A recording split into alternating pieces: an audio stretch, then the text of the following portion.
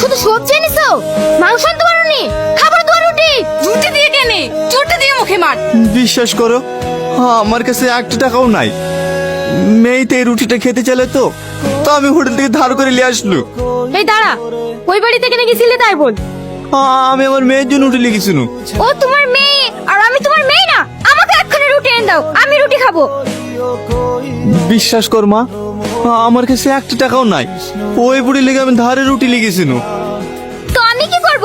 ওর জন্য নিয়ে আসতে পারছো, আমাকে এনে দাও। আর মা, বাসি কোনো খাবার নাই? আমার খুব খিদে লেগেছে। কেনে? সতীনের কাছে গিয়েছি, সতীন তোকে খেতে দেয়নি? খেতে দিলে কি তোমার সাথে চাতু? এখন কোনো খাবার নেই, সকালে খাস। চুপচাপ শুয়ে পড়। ড্যাং ড্যাং করে চলে আসছে, টাকার প্রতি কি লোভ দেখো। ওরে বাবারে, আমার একই লোভ আছে আর ওর লোভ নাই। তারপরে তো ভোরবেলা থেকে এসে দাঁড়িয়েছো। কি ব্যাপার, এসব কেনে? কেনে তুই বুঝতে পারছিস নি? ওই সতীনের মেয়ের বার্থডে পালন করলি, আমার মেয়ের বার্থডে পালন করবে নি। মায়ের বার্থডে তো এখন না, এখনো 6 মাস বাকি আছে।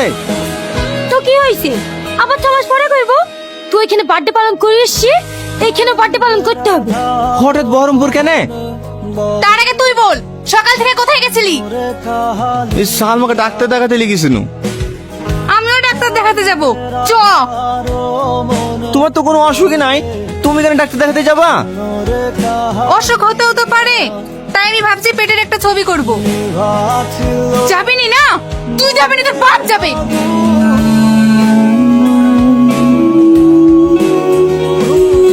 এইবার বল, যাবি কি যাবিনি? হ্যালো ভাই, আমি কি একাইতে আসি?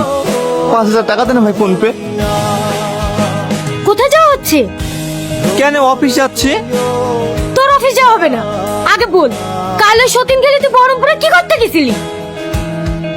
কালকে তোমাকে ডাক্তারের কাছে নিয়ে গেলাম না, তাই ওকে একটু বেড়াতে লেগেছিল। তোকে ভুলিনি ওকে কোথাও নিয়ে যাবি নি? আমি আর ওকে কোনো জায়গায় নিয়ে যাবো না।